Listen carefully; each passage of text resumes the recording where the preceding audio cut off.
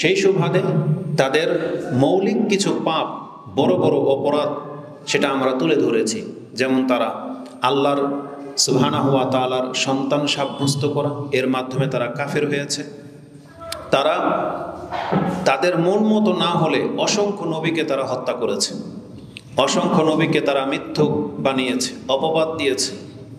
তাদের আরেকটা বড় অপরাধ, তারা যে কোনো হারামগুলোকে হালাল করার চেষ্টা করত। তাদের আরেকটা বড় অপরাধ হবে কিয়ামতের পূর্বে এরাই হবে দাজ্জালের প্রথম কাতারের অনুসারী, আর এরা হলো মুসলিমদের চরম শত্রু। এই কথাগুলো অতীত হয়ে গেছে। ইহুদিদের এই বদ চরিত্রগুলো উল্লেখ করতে গিয়ে আশ্চর্যের ব্যাপার হলো, এমন কিছু অপরাধ, এমন কিছু পাপ উঠে আসছে যে এই পাপগুলো ইহুদিদের দ্বারা প্রতিষ্ঠিত হয়, ইহুদিদের দ্বারা এই পৃথিবীতে ছড়ায়। ওই একই পাপ এখন শুধুমাত্র ইহুদিদের মাঝেই সীমাবদ্ধ নাই, ওই একই পাপে আমরা মুসলিমরাও জড়িত। আজকের খুতবার বিষয় হবে ইহুদিদের ওই পাপগুলো সম্পর্কে, যেগুলো এখন শুধু ইহুদিরাই করে না, বরং অধিকাংশ মুসলিমদের মধ্যে সেই পাপ ঢুকে গেছে।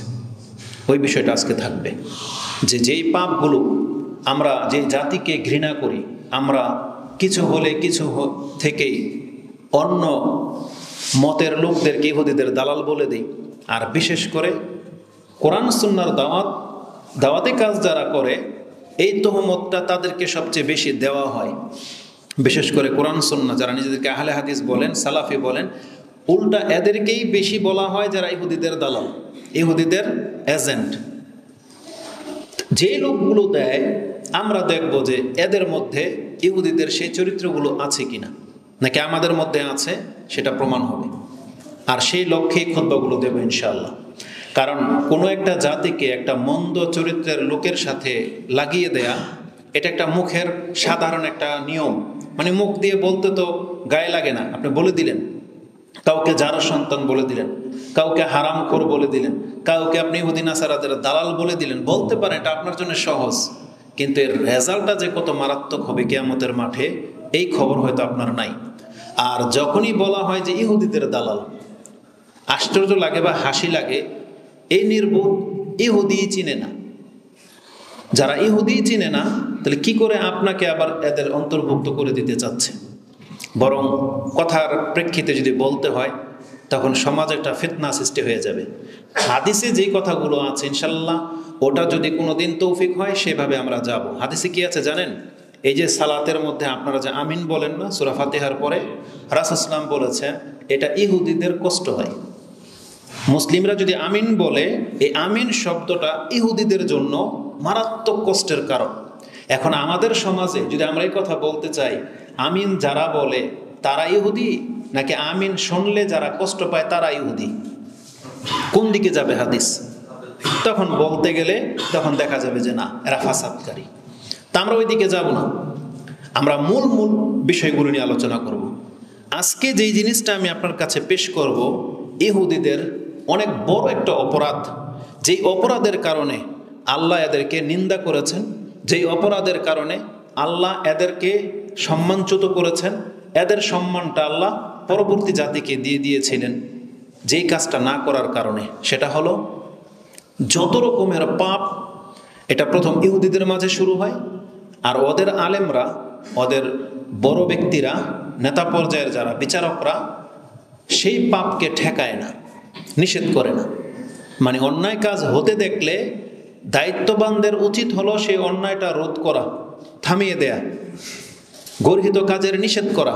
কিন্তু এই ইহুদি নেতারা, ইহুদির ধর্মযাজকরা, ইহুদিদের বিচারকরা, তারা এই কাজটা করে না। এটা হলো সবচেয়ে বড় অপরাধ যেটা ইহুদিদের মধ্যে পাওয়া যায়, এবং আল্লাহ এটাকে নিন্দা করেছেন। আল্লাহ সুবহানাহু ওয়া তাআলা এদের সীমালঙ্ঘনটার কারণে আল্লাহ বলেছেন এদের উপরে প্রত্যেক নবীর লানত রয়েছে। কথাটা আল্লাহ এইভাবে বলেছেন যে লানতের কথা আসছে যেহেতু, তাহলে আপনাকে বুঝতে হবে পাপটা কত বড়। আল্লাহ বলেছেন প্রথম এইভাবে, মহান আল্লাহ বলেন, লুইনাল্লাযীনা কাফারু মিন বনি ইসরাঈলা আলা লিসানি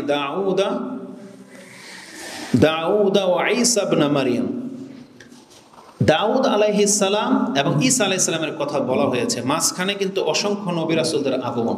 ঈসা হচ্ছেন বনী ইসরায়েলদের সর্বশেষ নবী, আর দাউদ আলাইহিস সালাম থেকে নিয়ে শুরু করে এই ঈসা আলাইহিস সালাম পর্যন্ত অসংখ্য নবীর সাথে এরা খুব গাদ্দারি করেছে, খুব বেয়াদবি করেছিল এবং অসংখ্য নোংরা পাপে তারা জড়িয়েছিল। যার ফলে আল্লাহ বলতেছেন লুইনাল্লাযিনা কাফারু, এই কাফেরদের উপরে লানত করেছেন আল্লাহ দাউদ আলাইহিস সালামের জবান দিয়ে এবং ঈসা আলাইহিস সালামের জবান দিয়ে। তার মানে দুইজন নবীর মাঝে যত নবী আছে সবাই এই ইহুদি নাসারদের উপরে লানত করেছেন। কেন? যালিকা বিমা আসাউ ওয়া কানু ইয়াতাদুন, এটা এই জন্য করেছেন কারণ ওরা এই নবীদের সাথে সবচেয়ে বেশি বিরুদ্ধাচরণ করেছে আর তারা সীমালঙ্ঘন জাতি ছিল। তাদের সীমালঙ্ঘনটা কি? এই আয়াতটা হলো 78 মানে 78 নম্বর আয়াত। তার সীমালঙ্ঘনটা কীরকম ছিল তা 79 নম্বর আয়াতে উল্লেখ করেছেন। তাতে আছে যে তাদের সীমালঙ্ঘনটা হলো কানু লা ইয়াতানাহাউনা আন মুনকারিন ফাআলুহু। আল্লাহ বলেছেন তারা অন্যায় কাজে বাধা তো দিতই না, বরং সেই অন্যায় কাজে তারা নিজেরা লিপ্ত হতো। আল্লাহ এদের সীমালঙ্ঘনটা উল্লেখ করতেছেন। কি বললেন? কেন লা ইয়াতানাহাউনা আন মুনকারিন ফাআলুহু, তারা অন্যায় কাজে বাধা দিত না, যে অন্যায় কাজগুলো তার জাতিরা করত।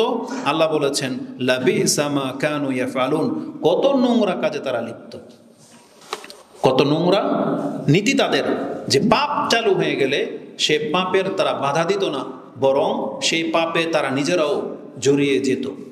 কথার কথা, যখন তাদের সমাজে সুদ চালু হয়েছিল তাদের আলেমদের উচিত ছিল সুদ সম্পর্কে বাধা দেয়া, কিন্তু এই ইহুদিদের আলেম যারা তারা নিজেরা পর্যন্ত সুদের সাথে জড়িয়েছিল। যখন আল্লাহ সুবহানাহু ওয়া তাআলা এদের উপরে শুকর হারাম করেছেন, শুকরের চর্বি পর্যন্ত হারাম, কিন্তু এদের জাতি যখন ওই শুকরের চর্বি গালিয়ে তেল বিক্রি করে, উচিত ছিল আলেমদের, ওদের নেতাদের এটাকে বাধা দেয়া, কিন্তু ওদের সেই আলেমরাও এই ব্যবসায় জড়িয়ে যায়। এটা হলো ওদের সবচেয়ে বড় পাপ।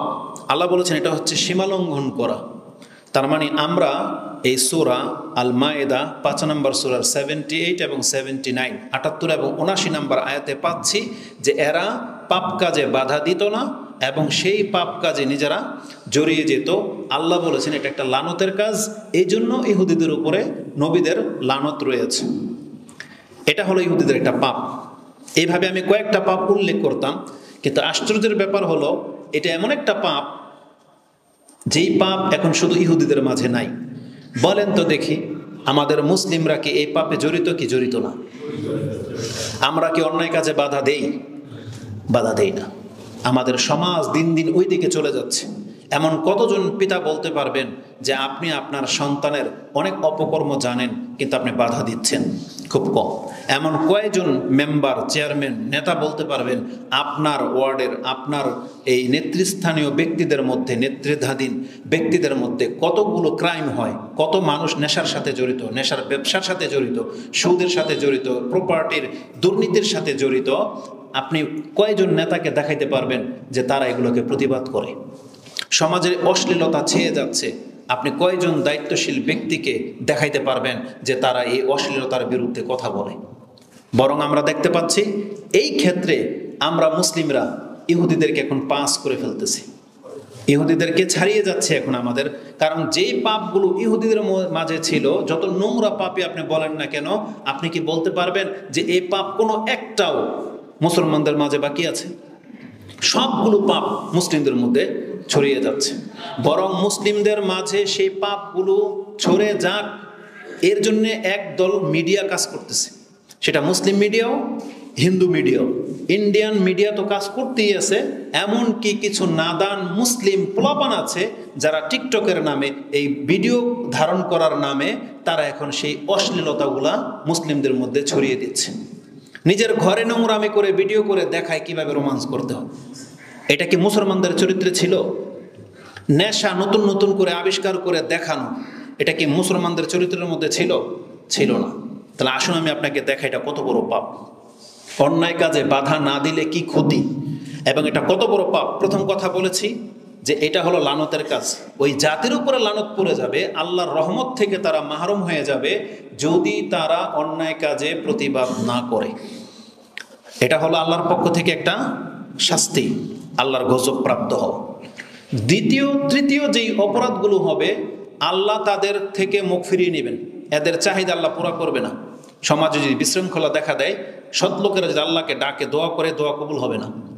তৃতীয় হচ্ছে সেই একই পাপে আপনার আমার সন্তানও জড়িয়ে যাবে, সেই একই পাপে আপনার আমার পরিবার ধ্বংস হবে। জেনে নেন, আপনার পাশের বাড়িতে, আপনার গ্রামে কোনো একটা অপরাধের চক্র দাঁড়িয়েছে, আপনারা যদি সম্মিলিতভাবে এটাকে প্রতিবাদ না করেন, তাহলে একদিন সেই ক্লাবে, একদিন সেই নাইট ক্লাব বলেন, পার্ক বলেন, সেই জুয়ার আড্ডায় বলেন, আপনার সন্তান যাবে, আপনার মেয়ে জড়িত হবে। কিন্তু আপনি যদি আপনার সমাজকে বাঁচাতে চান, তাহলে যেই দিন, যেমন কথার কথা, একবার রিসেন্টলির ঘটনা, আমাদের সমাজে ছোটবেলা থেকে ক্রাম বোর্ড চালু ছিল, যে গ্রামে আমি থাকতাম। আর বর্তমানে যেই গ্রামে আছি, এই গ্রামে আমি দেখিনি ক্রাম বোর্ড চালু হতে। এই বিগত 10 বছরের মধ্যে আমাদেরই এক আত্মীয় প্রথম উনি একটা দোকানের মধ্যে একটা ক্রাম বোর্ড বসালো। জানেন, আজকে সেই গ্রামের মধ্যে তার দেখা দেখি এখন কমের পক্ষে 7 থেকে 10টা ঘরে এই ক্রাম বোর্ড খেলা চলে। 10টা ঘরে ক্রাম বোর্ড খেলা চলে। সেখানে সিগারেট, তারপরে যা ইচ্ছা তাই, ইয়ং বয়সের পোলাপানগুলো সেখানে গিয়ে গিয়ে এই ক্রাম বোর্ড খেলায় লিপ্ত। তাহলে যেই জাতির মাঝে এই যে ক্রাম বোর্ডটা বসিয়েছিল, অন্যান্যরা, দায়িত্ববান ব্যক্তিরা, নেতারা তাকে নিষেধ কেন করলো না? উচিত ছিল নিষেধ করা, যে এই ধান্দা, এই বিজনেস তো হারাম, তা তুমি এটা কেন করলা? এতে তো আমাদের সমাজ পোলাপান নষ্ট হয়ে যাবে। এই কেন তোমার এই রিজিকের দরকার ছিল? এটা যেহেতু নিষেধ করে নাই, তার দেখা দেখি 10টা ঘরের মধ্যে ক্রাম বোর্ড উঠিয়েছে। এখন আর বাধা দেওয়ার মতন কেউ নেই। এখন আপনার সন্তানকে আপনি টিকে রাখতে পারবেন না, কারণ ও যাবে আপনার অগোচরে, ও সেই ঘরে যাবে, গিয়ে ক্রাম বোর্ড খেলবে। এভাবে যে কোনো একটা পাপের উদাহরণ নিয়ে নেন, তাহলে পাপের শুরুতেই যদি এটাকে লাগাম টেনে না ধরা হয়, এইটার লাগামহীন হয়ে গেলে আপনি নিজেকেও বাঁচাতে পারবেন না সেই পাপ থেকে। তাহলে এটা হচ্ছে অপরাধের শাস্তি। এবার আমি আপনাকে হাদিস দিয়ে দেখাই যে এই পাপটা কত বড় ছিল, এবং এই পাপ আমাদের মুসলিমদের মাঝে ছেয়ে গেছে, যার ফলে আমরা দিন দিন এখন লাঞ্ছিতর দিকে যাচ্ছি। অন্যায় কাজে বাধা দেওয়ার গুরুত্ব প্রথম, এটা আমাদেরকে জানতে হবে, যেটা মুসলিমদের কত বড় দায়িত্ব, অন্যায় কাজে বাধা দেওয়া। এটা যেমন ইহুদি নাসারাদের উপরে দায়িত্ব ছিল, এটা আমাদের উপরও এই দায়িত্ব আল্লাহ চাপিয়েছেন। প্রথম আল্লাহ দিয়েছেন বনি ইসরায়েলকে। ওরা যখন মুখ ফিরালো, ওরা যখন দিন দিন আল্লাহর এই আদেশ থেকে দূরে সরে গেল, আল্লাহ ওদের মর্যাদা ছিনিয়ে নিলেন। তারপর আল্লাহ ঈসা আলাইহিসসালামকে নবী করে পাঠালেন। তাকে যারা মেনে নিল, ওই সম্মানটা আল্লাহ তাদেরকে দিয়ে দিলেন, নাসারাদেরকে দিয়ে দিলেন। এই নাসারারা যখন ওই একই ইহুদিদের মতো মুখ ফিরিয়ে নিল, আল্লাহর আদেশ অমান্য করলো যে অন্যায় কাজ হতে দেখলে বাধা দিতে হবে, এই খ্রিস্টানরা তাদের চাইতে বেশি শিথিলতা দেখালো। ইহুদিদের মধ্যে একটা কঠোরতা আছে, কিন্তু খ্রিস্টানদের মধ্যে আরও বেশি শিথিলতা দেখা দিল। সেটা কি? ইহুদিদের ধর্ম মতে ওদের পাদ্রীরা নাকি এ কথা বলে যে আমাদের জাতির মধ্যে যত পাপ হয়েছে এবং হবে, তা আগে কাফারা স্বরূপ আমাদের সান অফ দ্য গড সুলিতে চলে গেছে। ওদের দাবি হলো যে ঈসা আলাইহিসসালাম সুলিতে চলে গেছেন, এটা কাফারা হয়ে গেছে পুরো খ্রিস্টান জাতির পাপের উপরে। এটা হচ্ছে ওদের থিওরি বা বিশ্বাস।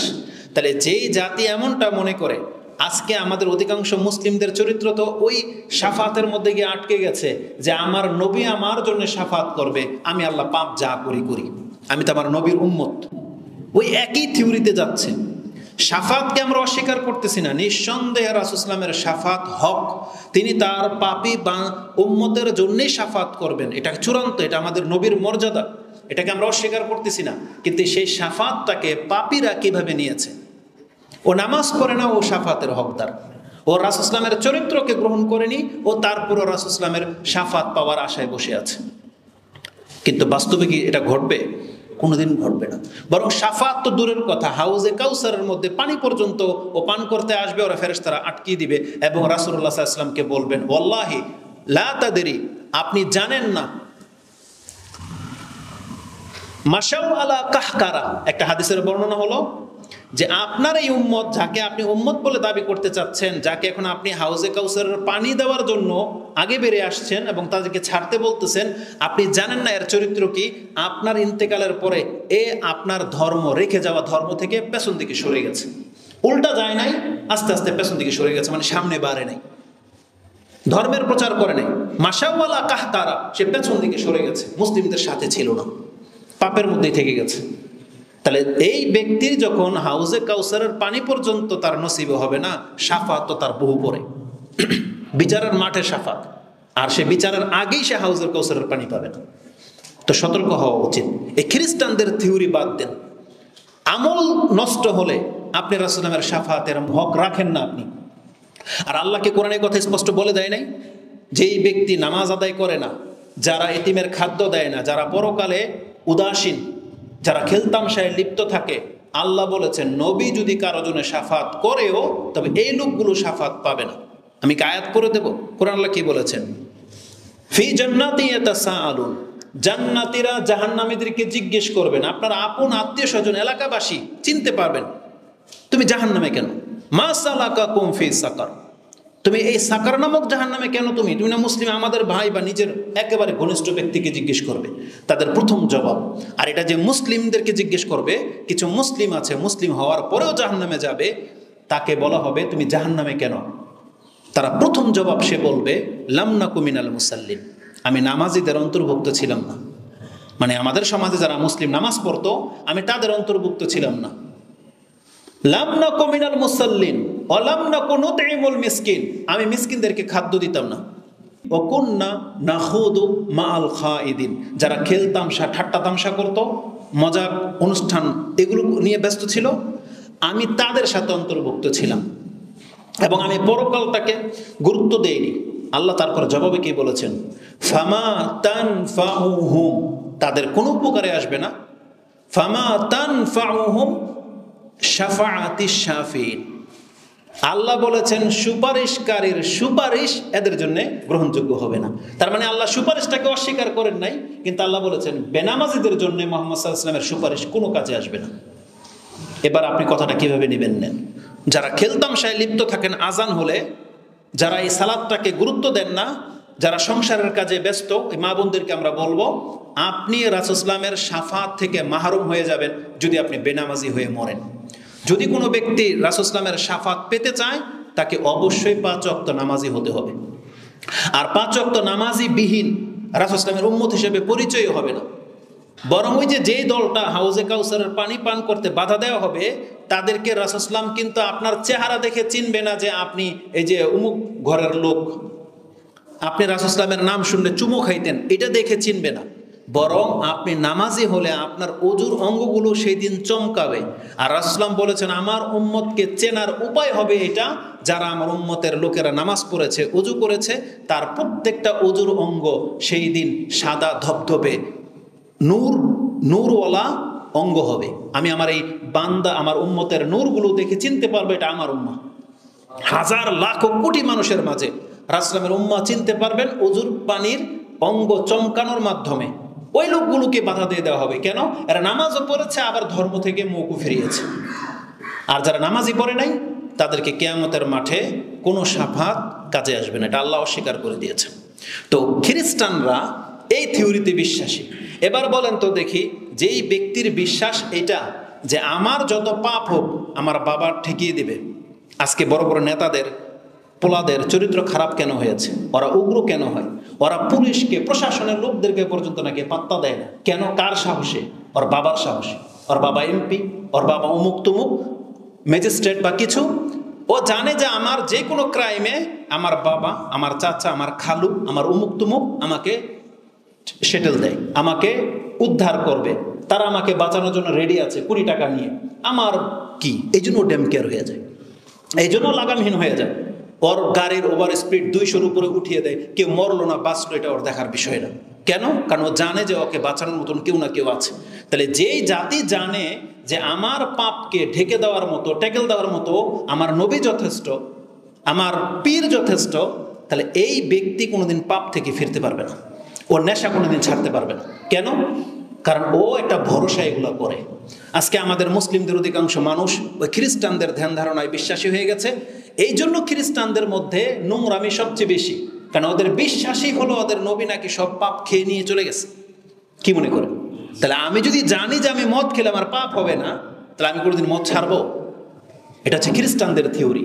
আজকে মুসলিমদেরও ঠিক, হয়তো মুখে বলে না এমন, কিন্তু ওর বিশ্বাসটা এমনই যে আমার পীর আমাকে উদ্ধার করে নেবে। এই জন্য সুদও খায়, ঘুষও খায়, সবকিছু বেনামাজি।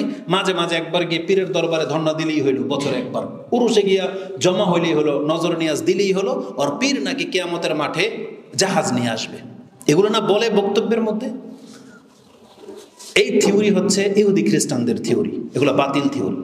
তো যখন আল্লাহ সুবহানাহু ওয়া তাআলা অন্যায় কাজের বাধা দিতে বললেন ইহুদিদেরকে, ওরা এই দায়িত্ব থেকে মুখ ফিরিয়ে নিল।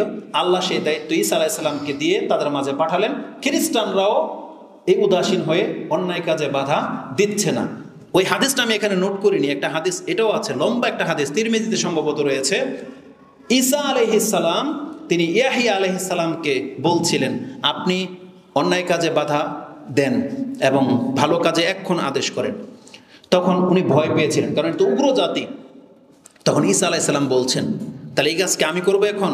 তার মানে ঈসা আলাইহিস সালাম কিন্তু ইয়াহিয়া আলাইহিস সালামের ছোট, দুইজনেই নবী, একজন রাসূল, কিন্তু ছোট, বয়সে ছোট ছিলেন ঈসা আলাইহিস সালাম। তিনি বলছেন, তাহলে কি এই কাজকে আমি করব? আল্লাহ কিন্তু ধরবে। তখন ইয়াহিয়া আলাইহিস সালাম বলছে, না, যেটা আমার দায়িত্ব তাহলে আমিই দিই। তিনি তালকিন করে দিয়েছিলেন। ওই হাদিসটা আমি এখানে উল্লেখ করিনি। তার মানে আল্লাহ সুবহানাহু ওয়া তাআলা এটা আমাদেরকে, আমাদের নবীদেরকে এবং নবীদের পরে আমাদেরকে আল্লাহ প্রত্যেকটা মুসলিমকে দায়িত্ব দিয়েছেন, যাতে করে এই কাজটা আমরা করি, ভালো কাজের আদেশ করি, মন্দ কাজ থেকে নিষেধ করি। কিন্তু আমাদের চরিত্র এখন কোন দিকে চলে যাচ্ছে? এই জন্য বলতেছি যে এইটা ইহুদিদের পাপ ছিল, সেই একই পাপে এখন আমরা মুসলিমরা জড়িত। তো এটা যে আমাদের উপরে দায়িত্ব, আল্লাহ যেটা আমাদের প্রত্যেকটা মুসলিমকে দায়িত্ব দিয়েছেন, কোরআনে এই সম্পর্কে ইঙ্গিত রয়েছে। একটা আয়াত আপনি নিয়ে নেন, যেটা সূরা আলে ইমরান 3 নম্বর সূরার 104 নম্বর আয়াত। তাতে আল্লাহ সুবহানাহু ওয়া তাআলা বলেছেন, ওয়ালতাকুম মিনকুম উম্মাতুন ইয়াদউনা ইলাল খায়র। অবশ্যই তোমাদের মাঝে এমন একটা টিম হতে হবে, তোমার অঞ্চলে এমন কিছু লোকের জন্ম হতে হবে, তাদেরকে দাঁড়াতে হবে যারা কল্যাণের দিকে মানুষকে ডাকবে। ওয়ালতাকুম মিনকুম উম্মাতুন ইয়াদউনা ইলাল খায়র, যারা মানুষকে কল্যাণের দিকে ডাকবে। আর তাদের কাজ কি? ওয়ায়ামুরুনা বিল মারুফ ওয়ায়ানহাউনা আনিল মুনকার। অবশ্যই তাদের দায়িত্ব ভালো কাজের আদেশ করা এবং মন্দ কাজ থেকে নিষেধ করা। যুবকদেরকে বলবে, তোমরা নামাজের সময়কে মাঠে নামবা না, এটা অন্যায় কাজে আদেশ দেওয়া। নামাজ পড়তে হবে, টিচার বলতে হবে ছাত্রকে, তুমি 5 ওয়াক্ত নামাজ তুমি পড়তে বাধ্য। স্কুলের ম্যানেজমেন্টের মধ্যে দায়িত্ব রাখতে হবে যে আজান হয়ে গেলে নামাজ পড়তে হবে, ক্লাস বন্ধ থাকবে, নামাজ পড়তে হবে, একটা সময় দিতে হবে। মেয়েদেরকে পর্দা করার আদেশ করতে হবে। মানে আপনি, আশ্চর্য ব্যাপার, আপনি এই কথাগুলো মনে করেন যে বলে কি, দুনিয়া কি এখন আগের মতো আছে? বরং আমাদের যাদেরকে আমরা বলতেছি এটা টিচারের দায়িত্ব, সেই টিচার নিজেই যখন বলে যে আমার স্কুলে ঢুকতে হলে হেজাব খুলে ঢুকতে হবে, এটা কি মুসলমান নাকি ইহুদির বাচ্চা? কে এটা? তাহলে আপনি তো আমাদেরকে ইহুদি বলতেছেন। আপনি কি তাহলে? যেটা আপনার দায়িত্ব ছিল, আপনি একজন মুসলিম রাষ্ট্রের একটা টিচার, আপনি আপনার ধর্ম মতে বলতে আগে এটা বলতেন যে তোমার স্কার্ফ কোথায়, তোমার স্কার্ফটা কোথায়। ধরে নেন 5 পর্যন্ত যারা এখনো বালিগী হয়নি, নাবালিকাকে বলবে যে তোমার মাথার স্কার্ফটা কোথায়, এটা পরে আসো, বাসায় যাও, নিয়ে আসো। আপনি আপনার স্কুলের মধ্যে যদি স্কুলের লোগো বেজ না নিয়ে যায়, আপনি তাকে ক্লাসে ঢুকতে দেন না যে যাও ওটা নিয়ে আসো। আজকে তুমি স্কুলের ড্রেস কেন পরো নাই, তুমি যাও বাসায় চলে যাও। আপনি দাঁড় করিয়ে রাখেন বাইরে, আর আপনার রবের আইন যেটা, আপনি সেই ব্যাপারে কথা বলবেন না। উচিত তো ছিল টিচার বলবে তোমার প্যান্ট টাকটার নিচে কেন, কালকে থেকে কেটে আসবে না, কিন্তু স্কুল ঢুকতে দেবো না, এটা না উচিত ছিল? টিচার তো বলতো যে তোমার মুখে সিগারেটের গন্ধ কেন আসে, তোমার বাপ মাকে ডাকাবে। কিন্তু টিচার কি বলবে? নিজে টিচারের গন্ধের কারণে টিচারের কাছে যাওয়া যায় না। টিচার নিজে জর্দা খোরার, সিগারেট খোর, তো ছাত্রকে নিষেধ করবে। টিচার নিজেই বেপরদা, ও স্কুলে আসে বেনারসি শাড়ি পরে, ও কি করবে? মেয়েদেরকে কি শিক্ষা দেবে? যে মহিলা নিজেরই বুক পিট বের করে বসে আছে, ও কি শিক্ষা দেবে একজন ছাত্রীকে? উপরন্ত মুসলিম দেশের মধ্যে স্কুলগুলোর মধ্যে এই আইন পাশ করার জন্য তারা তৎপর যে স্কুলে আবার পর্দা কেন, অথচ আল্লাহ বলতেছেন এটা প্রত্যেকের দায়িত্ব ছিল। আমরা তো একদম নিজেদের দায়িত্ব থেকে মুখ ফিরিয়ে নিয়েছি, উপরন্তু আমরা ওই ইহুদি নাসারাদের রাস্তা অবলম্বন করেছি। এটা মোটেও উচিত নয়। আল্লাহ বলতেছেন বরং তোমাদেরকে আমি এই সম্মান দিয়েছি যে আমার বিশ্বাস তোমরা এই কাজটা করবা, যেটা ইহুদি নাসারারা করে নাই। ইহুদি নাসারাদের দায়িত্ব ছিল, ওরা মুখ ফিরিয়ে নিয়েছে, কিন্তু এই মুসলিম তোমাদেরকে আমি পরবর্তীতে সবচেয়ে বেশি সম্মানিত হিসেবে পৃথিবীতে নিয়ে আসলাম। তোমাদের কাজ এটা। কি কাজ তোমাদের? ওয়ায়ামুরুনা বিল মারুফ ওয়া ইয়ানহাউনা আনিল মুনকার। অবশ্যই তোমরা গর্হিত অন্যায় কাজ দেখলে এগুলোকে বাধা দিতে হবে। যদি এটা তোমরা করো, উলাইকা হুমুল মুফলিহুন, আল্লাহ বলছেন এরাই তো সফলকাম, এরাই নাজাতের উপরে আছে, যারা মানুষকে ভালো কাজের আদেশ করে মন্দ কাজের নিষেধ করবে। এটা আল্লাহ সুবহানাহু ওয়া তাআলা সূরা আলী ইমরান 104 নম্বর উল্লেখ করেছেন। আর আল্লাহ সুবহানাহু ওয়া তাআলা বলেছেন এটা মুসলিমদের দায়িত্ব, একটা মুমিন পুরুষ এবং মুসলিম মহিলার দায়িত্ব। এটা শুধু আল্লাহ পুরুষদেরকে দেন নাই, আল্লাহ বলেছেন মুসলিম পুরুষ মহিলা হলে এটা তাকে করতেই হবে।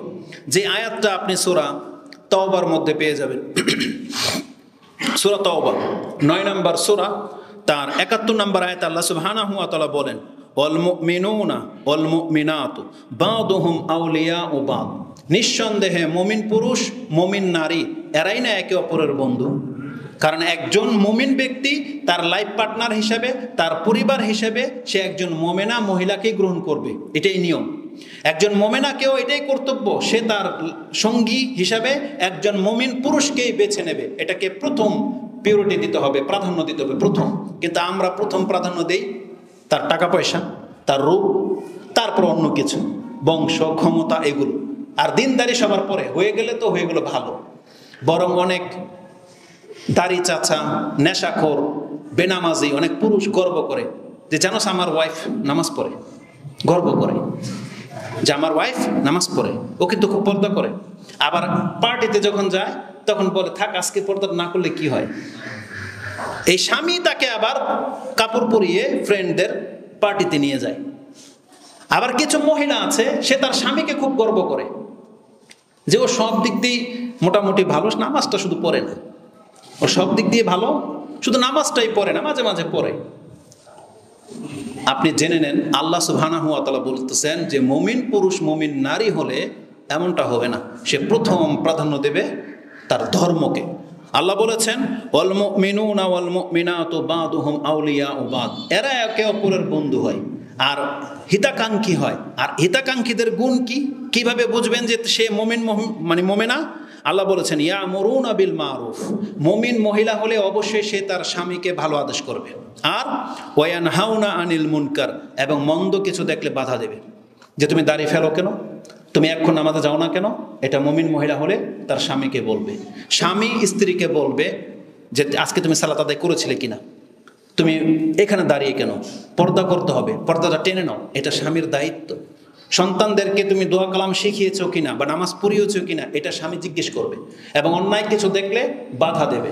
তাহলেই আল্লাহ সুবহানাহু ওয়া তাআলা বলতেছেন এটা মুমিনদের গুণ, যে ইয়ামুরুনা বিল মারুফ ওয়া ইয়ানহাউনা আনিল মুনকার ওয়া ইউকিমুনাস সালাহ, তারা নামাজ কায়েম করবে, ওয়া ইউতুনাজ যাকাত, তারা যাকাত দেবে, ওয়া ইউতিউনাল্লাহা ওয়া রাসূলাহু, তারা আল্লাহ এবং তার রাসূলের আনুগত্য করবে। আল্লাহ সুবহানাহু ওয়া তাআলা বলেন খুব শীঘ্রই আল্লাহ এমন মুমিন মুমিনাতকে আল্লাহ সুবহানাহু ওয়া তাআলা তার রহমত দিয়ে ঢেকে নেবেন। তার মানে যেই পুরুষ যেই মহিলা ভালো কাজের আদেশ করে, অন্যায় কাজ থেকে বাধা দেয়, নামাজ কায়েম করে, যাকাত দেয়, আল্লাহ এবং তার রাসূলের আনুগত্য করে যেই ঘরে, আল্লাহ বলেছেন এদের উপরেই খুব শীঘ্রই আল্লাহ রহমত দেবেন। সায়ারহামুহুমুল্লাহ, খুব শীঘ্রই আল্লাহ তাদেরকে তার রহমতের চাদরে ঢেকে নেবেন, এটা আল্লাহর ওয়াদা। আর আল্লাহ বলেছেন মুমিন পুরুষ মুমিন নারী হলে এটা তাকে করতেই হবে, অন্যায় কাজে বাধা দিতেই হবে। কিন্তু আমাদের ঘরে সেটা হয় না। যদি এটা হতো তাহলে অবশ্যই বহু স্বামী নামাজি হতো, হালালখোর হতো, হারামখোর হতো না। যদি বলতো যে সিগারেটের গন্ধ আসলে এই মুখ আমার সামনে যেন না আসে, আশা করা যায় ও সিগারেট থেকে বাঁচত। তা আমাদেরকে অন্যায় কাজের বাধা দিতে হবে, এটা আমাদের দায়িত্ব, এটা মুমিনদের কর্তব্য, আল্লাহ সুবহানাহু ওয়া তাআলা বলেছেন। একটা হাদিস আমি আপনাকে শোনাই। আবু সাঈদ রাদিয়াল্লাহু তাআলা আনহু তিনি বলেন সামিআতু রাসূলুল্লাহ সাল্লাল্লাহু আলাইহি ওয়াসাল্লাম ইয়াকুল, রাসূলুল্লাহ সাল্লাল্লাহু আলাইহি ওয়াসাল্লাম থেকে আমি এই কথা বলতে শুনেছি, মান রাআ মিনকুম মুনকারান ফালিয়ুগাইয়িরহু বিয়াদিহি, তার মানে রাসূল সাল্লাল্লাহু আলাইহি ওয়াসাল্লাম বলেছেন, যেই ব্যক্তি কোনো অন্যায় কাজ হতে দেখবে সে এটাকে প্রতিহত করবে হাত দিয়ে। তার মানে হাত বলতে এখানে তার ক্ষমতা, শক্তি। তার মানে সে তার শক্তি প্রয়োগ করবে। এখানে কিছু ছেলে পেলে বসা আছে মোবাইল নিয়ে, চিপার মধ্যে বসা, এই তোরা কি করিস এখানে, ওঠ এখান থেকে, ওঠ বলতে হবে। আপনার নেটওয়ার্কের লক সবসময় চেক করে রাখতে হবে, যেটা অন্য কেউ এই যে বাসার নিচে বসে বসে কানেক্টেড দিয়ে দিয়েও ফ্রিতে গেমস খেলে, মুভি দেখে, যা খুশি তা করে না। প্রত্যেকটা বাপ মার উচিত মাঝে মাঝে গিয়ে ওর মোবাইলটা চেক করা, যে ওখানে কী দেখতেছে, ওকে ইন্টারফেয়ার করতে হবে। আল্লাহ সুবহানাহু ওয়া তাআলা এটা আমাদেরকে দায়িত্ব দিয়েছেন। রাসূল সাল্লাল্লাহু আলাইহি ওয়াসাল্লাম বলেছেন, মান রাআ মিনকুম মুনকারান, তোমাদের মধ্যে যে কেউ, এখানে কি আল্লাহ সুবহানাহু ওয়া তাআলা নেতাদেরকে বলেছেন? সমস্ত মুসলিমদেরকে বলেছেন যে যার নজরে কোনো অপকর্ম চোখে আসবে সে যেন সেটাকে প্রতিহত করে, কি দিয়ে? বিয়াদিহি, তার ক্ষমতা দিয়ে। আবু দাউদ ভাষাটাকে এইভাবে এনেছেন, মান রাআ মুনকারান ফাস্তাতাআত আইয়ুগাইয়িরাহু বিয়াদিহি ফালিয়ুগাইয়িরহু। যেই ব্যক্তি ক্ষমতা রাখে যে এই পাপটা এখন আমি বন্ধ করতে পারবো, এখানে কনসার্ট হবে, আর এটা আমাদের সাধারণের কাজ না, কোনো একজন নেতার কাজ, একজন দায়িত্বশীলের কাজ, একজন বড় ব্যক্তির কাজ। যে কি এখানে কেন প্যান্ডেল করা হচ্ছে? বলছে এখানে নাকি কনসার্ট হবে, অমুক তমুক বাউল শিল্পী অমুক তমুক আসবে, যাত্রা হবে। তার তৎক্ষণাৎ পদক্ষেপ নিতে হবে যে না, তোরা এটা করতে পারবি না, এটা তার কাজ। কিন্তু আপনি করতে গেলে ওরা তো আপনার কথা মানবেই না, বরং আপনাকে লাঞ্ছিত করে ছেড়ে দেবে। এটা বড়দের কাজ। কিন্তু আপনার আমার কাজ কোনটা? ওই যে আপনার সন্তান, ও দাঁড়িয়ে আছে, এটা গান বাজনা খেলতামশা চলতেছে, দাঁড়িয়ে আছে, আপনি ওকে পেছন দিকে ধরলেন, তুই এখানে কেন, যা বাসায় যা। এইভাবে প্রতিহত করতে হবে। সমাজে কোনো একটা জায়গায় আপনারা যখন জানেন না যে ওই যে গাঁজা বিক্রি করা হয়, তারপরে নেশা, ফেন্সি না ডাল কি বলে এটা, ফেন্সি বিক্রি করা হয়, ওটাকে রোধ করেছেন আপনি, ওটাকে ঘৃণা করেন, ওটাকে লুকিয়ে বেচা হয়। এই কাজটা যদি সিগারেট জর্দার সাথে করা হতো তাহলে এটাও ঠিক এই ফ্যান্সির মতোই উধাও হয়ে যেত। এইভাবে প্রত্যেকটা বিষয় আপনি নিতে পারেন। দুঃখজনক ব্যাপার কি জানেন, আপনারা কোন চরিত্রের মুসলিম? যখনই কোরআন হাদিসের কোনো ওয়াজ হবে আপনারা পারেন শুধু সেখানে, মানে কি বলবো এখন, সেখানে শুধু ইন্টারফেয়ার করতে পারেন। কোরআন হাদিসের ওয়াজ হবে সেটা বন্ধ করতে পারেন, কিন্তু নাচ গান আজ পর্যন্ত আপনারা বন্ধ করেছেন। একটা রেকর্ড দেখান। আমরা যখন এইভাবে বলি কথা, তখন আপনার গায়ে লাগবে। আহলে সুন্নাহ ওয়াল জামাত, বিশেষ করে আমাদের কথা, আহলে হাদিস বলতে আমাদের কোনো দ্বিধা নাই। আমাদের বক্তব্যে বাংলার জমিনে হাজারো বক্তব্য বন্ধ হয় প্রত্যেকটা সিজনে, হাজার বক্তব্য। যারা বন্ধ করে, আপনি যদি মুসলমানের বাচ্চা হয়ে থাকেন, আপনি লাইফে প্রমাণ করবেন আপনি কয়টা গানের অনুষ্ঠান বন্ধ করেছেন, আপনি কয়টা জুয়ার আড্ডা ভেঙেছেন, আপনি প্রমাণ করবেন। নাহলে কিয়ামতের মাঠে আল্লাহ সুবহানাহু ওয়া তাআলা তো আপনাকে তার কাছে সঁপেই দিলাম, যা হওয়ার তো কিয়ামতের মাঠে হবেই। কতটা গর্হিত হলে মানুষ এমনটা হতে পারে, যেই সমাজে প্রকাশ্যে নাচ গান হয়, যেখানে আমাদের সাথে যেটা ঘটেছে, কোন এক বছর আমি আমার এলাকায় আমার বিল্ডিংয়ের উপরে, আমি নিজেও বক্তব্য করিনি, শেখ আকরামুজ্জামান বিন আব্দুল সালাম হাফেজাহুল্লাহকে দিয়ে বক্তব্য করিয়েছি। আশেপাশের সমস্ত হানাফি হুজুররা এসে শেখকে অপমান করার চেষ্টা করেছে। আলহামদুলিল্লাহ, যেই দুই হুজুর সবচেয়ে বেশি মাথাচাড়া দিয়েছিল, ওই দুইটাই এক সপ্তাহের মধ্যে জেনার অপরাধে ধরা পড়েছে। এটা বিনা বাড়াবাড়িতে বলতেছে, মেম্বরে দাঁড়িয়ে বলতেছে, এটা আমি মেম্বরে দাঁড়িয়ে। আলহামদুলিল্লাহ, উচিত বিচার করেছে এদের। দ্বিতীয়ত কি জানেন, আমি বলতেছি তার পরের সপ্তাহে আমাদের নদীর ঘাটে কবর পূজারীদের একটা মাহফিল হয়েছে। সেই মাহফিলের মধ্যে মাইকে ও নবীকে আল্লাহর জায়গায় বসিয়ে দিচ্ছে, কিন্তু একটা লোক গিয়ে প্রতিবাদ করেনি। কারণ কি জানেন, ওদের কাছে লাঠি ছিল। সেই জন্য এটা হচ্ছে আমাদের জাতির নোংরামি। যাদের সাথে দুর্বল, যাদেরকে ঠেকাতে পারবে হক হলেও ঠেকাবে, আর যারা বাতিল, প্রকাশ্য বাতিল, ওখানে ক্ষমতা খাটে না, সেখানে গিয়ে আপনি প্যান্ডেল প্যান্ডেল সব বন্ধ করে দেন। ওই ওসির কাছে গিয়ে আপনি রিপোর্ট দেন যে এরা হচ্ছে জঙ্গি, এরা হচ্ছে জামাতি, এরা হচ্ছে অমুক তুমুক ওহাবি, এদেরকে মাহফিল করতে দিয়েন না। উদ্দেশ্য এখানে আপনি বাতিলকে দমানো না, উদ্দেশ্য হচ্ছে নিজের পকেটকে ভারী করা। কারণ আপনারা ভালো করেই জানেন আমাদের এই বক্তব্য অবশ্যই আপনাদের অন্তরে প্রভাব ফেলে। অবশ্যই কোরআন হাদিসের কথার মাধ্যমে আপনাদের অতীতের বহু ভুল পাপ, বহু অপরাধ, বহু নিয়ম কানুন আপনারা ছেড়ে দিচ্ছেন, যেটা এদের সহ্য হচ্ছে না। এরা মনে করে আমাদের বক্তব্যে আপনারা আসলে এই যে এদের ধান্দা, ওই যে একটা সময় তো মিলাদ করতেন, ক্যাম্প করতেন, কতজন ব্যক্তি এটা ছেড়েছেন। আমি যদি হাত তুলতে বলি আশা করি 100টা হাত উঠবে। কতজন ব্যক্তি দেখেছেন যে শবরাতকে কেন্দ্র করে এরা কি করত, বিলুপ্ত হয়ে যাচ্ছে আলহামদুলিল্লাহ। তাহলে এদের তো পুঁজিই ছিল, এটা এদের পুঁজিই ছিল তাবিজ কবজ। এই জন্য তাবিজ কবজ জর্দার পক্ষে এরা কথা বলে। এদের বড় ওলামা যারা আরবি লাইনে দক্ষ, মানুষ কতটা নির্বোধ হয়। আমি তো ছোট ব্যক্তি, তো ছাত্রেরও ছাত্র, এই জন্য আমি নাম নিয়ে কথা বলতে পারি না। দেখবেন যে নেটের মধ্যে কিছু বক্তব্য আছে, অমুক শেখ কি বললো, অমুক শেখ কি বললো, সে আবার ভিডিও করে নাম ধরে ধরে প্রোটেক্ট করে। কিন্তু আমি সেই কাজটা করি না, কারণ আমার সেই যোগ্যতা নাই। কিন্তু আক্ষেপ হয়, চোখে পানি ঝরে, মাঝে মাঝে হাসি পায় এই ধরনের বক্তাদের বক্তব্য দেখলে। এটা হচ্ছে হানাফি সমাজের সম্মানিত ওলামা, হানাফি সমাজের এটা হচ্ছে নেয়ামত, হানাফি সমাজের নেয়ামত।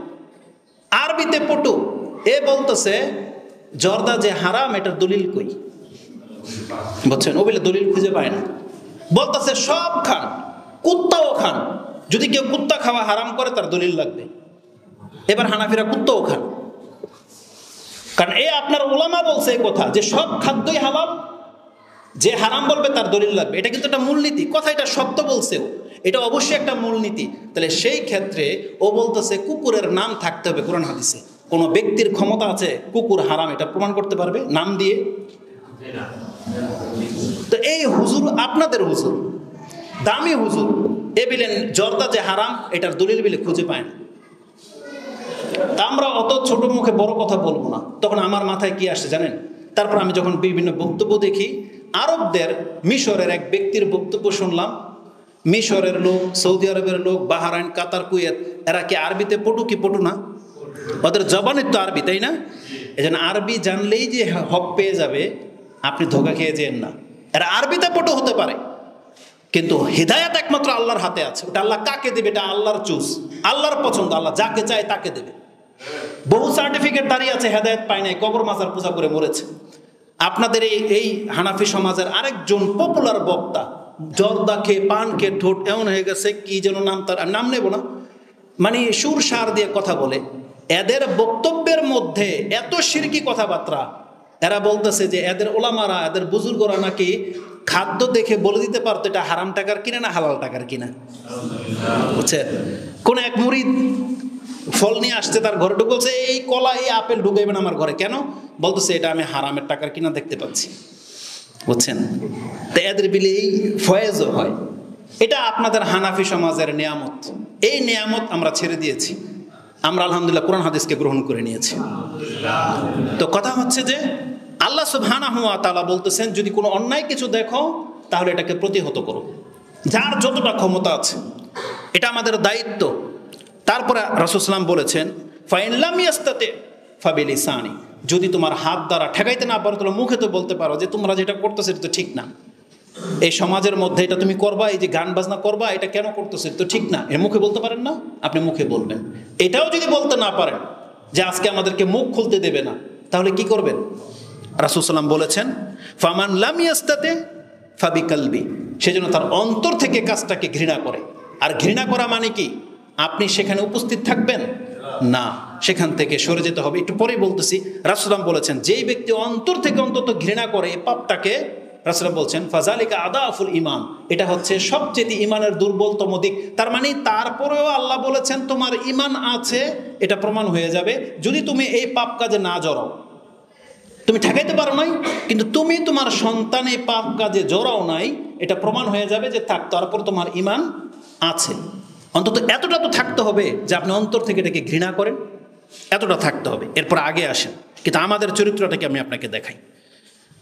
অপর আরেক বর্ণনায় আসছে, অন্যায় স্থানে আপনি যদি উপস্থিত থাকেন তাহলে আপনার অবস্থাটা কেমন হবে দেখেন। এই হাদিসের মর্ম বহুবার আমি শুনেছি, আপনারা হয়তো শুনেছেন। প্রকাশ্য বিষয়, অন্যায় হতে দেখলে হাত দিয়ে বাধা দাও ক্ষমতা থাকলে, না হইলে জবান দিয়ে বলো নিষেধ করো, আর না হইলে তুমি অন্তর থেকে ঘৃণা করো। এই অন্তর থেকে ঘৃণা করা মানে এটা কেমন জানেন? এখানে পায়খানা পড়ে আছে, আপনাকে বলা হয়েছে এটাকে তুমি পরিষ্কার করে দাও, আপনি পারলেন না, আপনি কাউকে বলতেছেন এটা পরিষ্কার করে দাও, ও শুনলো না। আপনার উচিত হবে এখান থেকে সরে যাওয়া, নাকি এখানে বসে থাকবেন আপনি জেনে শুনে? তাহলে পায়খানার সাথে তো আপনি এটা করেন না। জেনে শুনে পায়খানা থেকে আপনি 10 হাত দূরে গিয়ে বসেন, যেখানে আপনার নজরে না আসে, গন্ধ না আসে। কিন্তু অধিকাংশ মানুষের অবস্থাটা কি জান? আজকে মুরব্বীদের গতকালকে রাতের মাহফিলে একই চিত্র দেখেছি। ময়মনসিংহে যখন যাচ্ছি, যেখানে কোনো মানে মুরব্বীদেরকে জিজ্ঞেস করবো যে রাস্তাটা কোন দিকে, ফুলপুরের, ওই একটা হোটেলের সামনে দাঁড়িয়েছি, দেখতে পেলাম হোটেলের মধ্যে টিভি চলতেছে, আর সেখানে যুবকরা বসা নাই, সব মুরব্বীরা বসে, চুলদারি সাদা হয়ে গেছে, মাথায় টুপি, হাতে বিড়ি, সিগারেট, আর বসে বসে টিভি দেখতেছে। তাহলে যাদের দায়িত্ব ছিল এটা নিষেধ করা, আচ্ছা ঠিক আছে, আপনার এলাকার যুবক টিভি চালাইছে, আপনার ক্ষমতা নাই নিষেধ করার, এটা একটা নেতার ভাই, উমুক তুমুক, ভাতিজা, সন্ত্রাস। আল্লাহ কি বলেছিল আপনাকে? তুমি অন্তর থেকে ঘৃণা করো। তাহলে আপনি ঘৃণা করলে তো ওখানে বসে আছেন আপনি। তো ঘৃণা করা মানে হলো সেই কাজের সাথে আপনি অংশ নিতে পারেন না, আপনার তার কাছে অনেক দূরে থাকতে হবে। যেই সমস্ত পরিবারের মধ্যে অনিসলামিক কাজ হয়, আপনি যদি সেটাকে ঘৃণা করেন, উচিত কি হবে? সে পরিবার থেকে নিজেকে সম্পর্ক ছিন্ন করে রাখা, দূরে থাকা। কিন্তু আপনি দেখা যায় ওই বিয়েন বাড়ির এই অনুষ্ঠান সবচেয়ে বেশি অ্যাটেন্ড হন। অধিকাংশ বিয়ে শাদীগুলোর মধ্যে আমি দাড়িওয়ালা আমাদের মুসলিম কিছু ব্যক্তিদেরকে দেখেছি, পরহেজগার ব্যক্তিদেরকে, গান বাজনা চলতেছে, সে ওখানে খেতে বসে আছে মহিলা পুরুষ সবার সামনে। আপনি ঘৃণা করলেন কোথায়? ঘৃণাটা মানে হলো সেখান থেকে অন্তত পক্ষে আপনি ঠেকাইতে পারেন নাই, আপনি সেই অনুষ্ঠানে অংশ নিয়েন না। আসুন আমি আপনাকে একটা হাদিস শোনাই, অত্যন্ত সেন্সিটিভ একটা ব্যাপার। রাসূলুল্লাহ সাল্লাল্লাহু আলাইহি ওয়াসাল্লাম একটা মূলনীতি পেশ করে দিয়েছেন। যেই জায়গাটাতে পাপ হচ্ছে, এই জায়গাতে কোনো যদি দুর্বল ইমানের লোক থাকে, কিন্তু সেটা অপছন্দ করে, ঘৃণা করতেছে, যে পারতেছে না এটাকে ঠেকাইতে, গান বাজনা হচ্ছে পাশের বাড়িতে, আমি শুধু আল্লাহকে ডাকতেছি, নিষেধ করতে, কেউ তো নিষেধ করে না, কেউ করে না। আমি একদিন রাতের 12টার পরে 999 ফোনও দিয়েছিলাম, আমার ফোন রিসিভ করা হয়নি। মানে এরা মুখে বলে, হয়তো কারোটা হেল্প করে, কিন্তু আজ পর্যন্ত পাইনি আমাদের কোনো কাজে যে ভালো কাজে কেউ হেল্প করবে। কাউন্সিলরদের কাছে বিচার দিয়ে বিচার পাওয়া যায় না যে রাতের 12টার পরে কেন এইভাবে।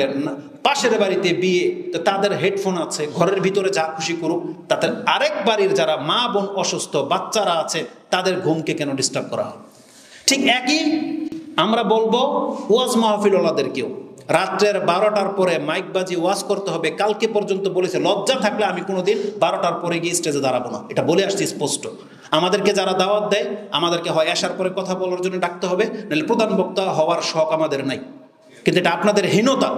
এই কমিটি আমাদেরকে বলে যে হুজুর আমাদের এলাকা সম্পর্কে তো আমরা জানি, এরা আসে দেরিতে, কিন্তু কালকে চাক্ষুষ দেখিয়েছি 11:30টার পরে অধিকাংশ মানুষ সব ঘুমিয়ে পড়লো, কেউ কেউ উঠে চলে যাচ্ছে, কেউ শোনার মতন লোক নাই।